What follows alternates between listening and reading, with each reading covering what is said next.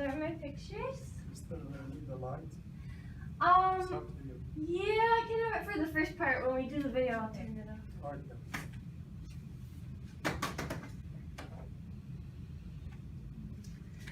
Okay, so this is المملكة العربية السعودية, Kingdom of Saudi Arabia. On this board you can see the typical outfits that they wear. So the women are very segregated from the men in like most of just like all the schools and the restaurants and like everywhere they go. So the women usually have to cover their hair with the hijab, and then they wear the abaya. And also some places that are more conservative, they have to wear the niqab too, where they cover everything but their eyes. This is the flag, and then these are the men and their outfits. So they wear the thobe, this is the white thing, and then the shmag, which is the headdress. This is the flag, the Jeddah flag pole in Jeddah, and it's the tallest in the world. And actually, it's so tall that like the wind is very strong, so it tears up the flag, and they have to change it once a week. And yeah, so these are the sand dunes in the Ruba Khali desert, and they actually are very dangerous. Like people don't like to go camping and stuff because there's so much wind. Even a sand dune that's 10 stories high can completely move its location within one night. So yeah, this is Prince Al-Walid bin Talal and Princess Amira Al-Tawil. She's known throughout the world for her fashion and just being very beautiful. And then this is Mecca, the Kaaba in the center of Mecca, where Muslims go for Hajj. So actually more than 300 million travel here per year. And you can see all the people circling it. And then this is the Kingdom Center in Riyadh. This is the famous tower. And this is King Abdullah bin Abdulaziz Al Saud, and he passed away. And this is the new king, King Salman bin Abdulaziz Al Saud. And then this is Mohammed Alqahtani, and he actually won the World Championship for Public Speaking in the Toastmasters International. How many of you have heard of him? Nobody? Yes. So I show his video. It will be new. Yeah, he's very amazing. So yeah, those are the pictures. Then I have some props. So this is my Arabic name, Noura, and it got so many likes in Facebook and Instagram. And first I had a Persian name because I was really into Iran and speaking Farsi. What was the name? Farishte. It means angel. And then now they're like, you need an Arabic name, so it's gonna be Noura. What does Noura mean? It means like the light. Yeah. Okay, this is when I was interviewed on Saudi TV last semester. It was one of the best days of my life. It was such an amazing experience. I watched that. Oh, thanks. This is a frisbee when I went to the Saudi embassy in DC.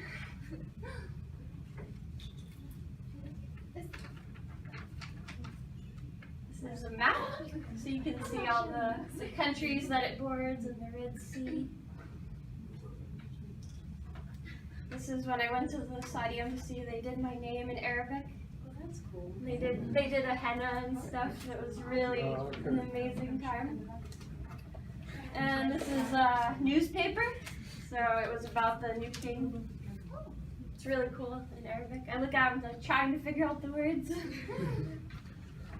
This is an Arabic perfume. It's very popular in Saudi Arabia. I'm giving them up. And this was a special gift from a friend. It's a flag. It's a pin with a flag with American and Saudi next to each other. And then this is a coin. I'm not sure how much it's worth, but it really has cool Arabic calligraphy on it. So you can check those out. Okay, now I'm going to show a video. This is the this is Mohammed Alqahtani, who won the world championship And his speech is called The Power of Words. So. Please welcome our next contestant, Mohammed Alqahtani, The Power of Words.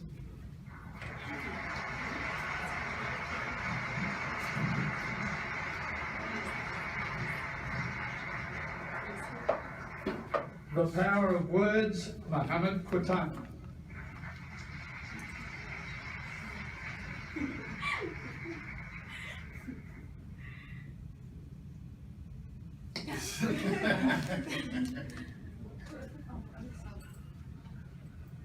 What?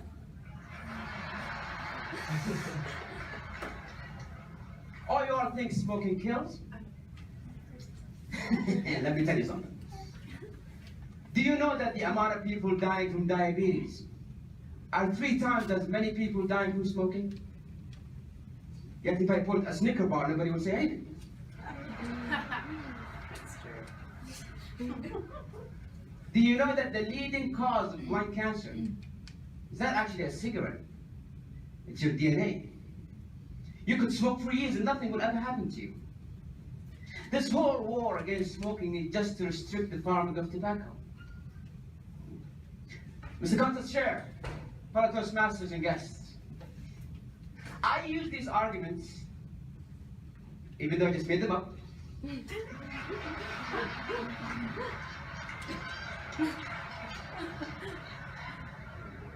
with a group of my friends. And the results, 5 of them believed what I said. 2 of them started smoking. Words, when said and articulated in the right way, can change someone's mind. They can alter someone's belief.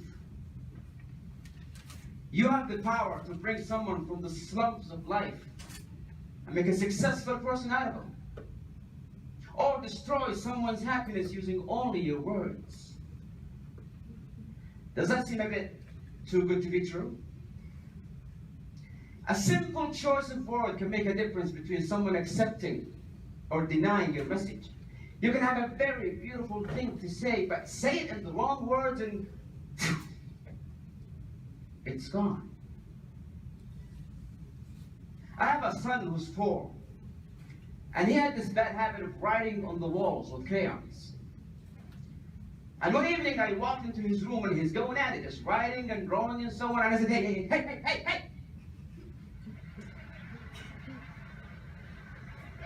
Are you stupid? Don't you ever do that again. And guess what happened? He did it again. Nobody likes to be threatened. Nobody likes to be intimidated. His pride would not allow it. He did it again just to spite me. A week later, I walked into his room and again, he's going at it. And this time, he was even looking at me. Just,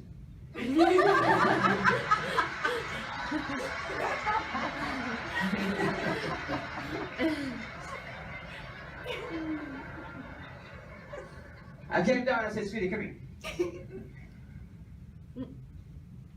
Don't do that, you're a big boy now.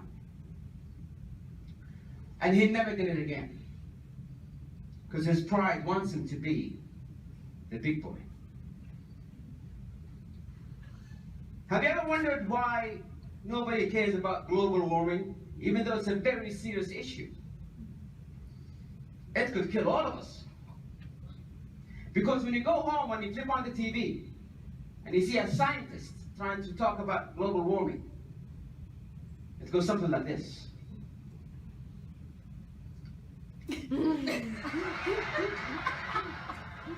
Ladies and gentlemen, as you can see from the graphs here, the statistics for 2014, it shows the water level is rising.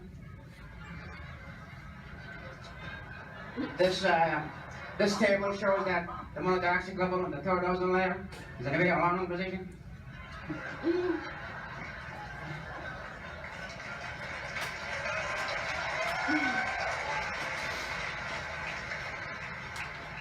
The message never gets across. But most importantly, if you are a person who's a role model, if you're a person who's been admired, anything you say could be believed. Anything you utter could be taken as truth. My friend Nasser, he loved his father, idealized his father. He would do anything to make him happy. But his father was the kind of person who's not easy to impress. And year after year, Nasser tried, and his father was like, yeah. First year in college, Nasser got straight A's. And he thought to himself, this is it. This is what will finally make my dad proud. He picked up the phone, he called his dad. Dad, I got straight A's. Are you proud? Please tell me you're proud, Father. Yeah, listen, son, I'll have to call you back, I'm busy. I'm busy was the single sentence that broke the camel's back. And he started drinking, doing drugs, hanging out with the wrong crowd. Nasser, why? Why are you throwing your life away? If the one person in the world that I care about the most doesn't care, then why should I? And one evening I got the phone call. Nasser's in the emergency room, drug overdose. I rushed to the hospital. I saw him on that bed, and I saw that machine go beep, beep, beep. And I saw doctors try to bring him back to life. Clear! Clear! Clear! It's clear that a single word could have saved this life. Words have power. Words are power. Words could be your power. You can change a life, inspire a nation, and make this world a beautiful place. Isn't that what we all wanted? Isn't that what we are all in this hall? Your mouth can spit venom, or it can mend a broken soul. Ladies and gentlemen, let that be our goal. Come to share.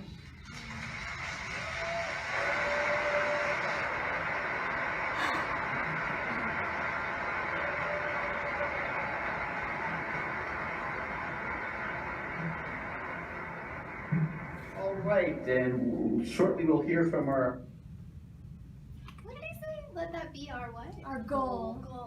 Yeah. So you can see that's a powerful speech, power of words.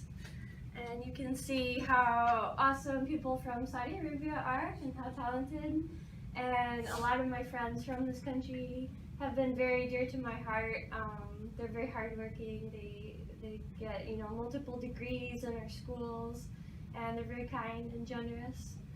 So, yep, I'm thankful to know them, and maybe someday I will get to travel to this country. So, shukran.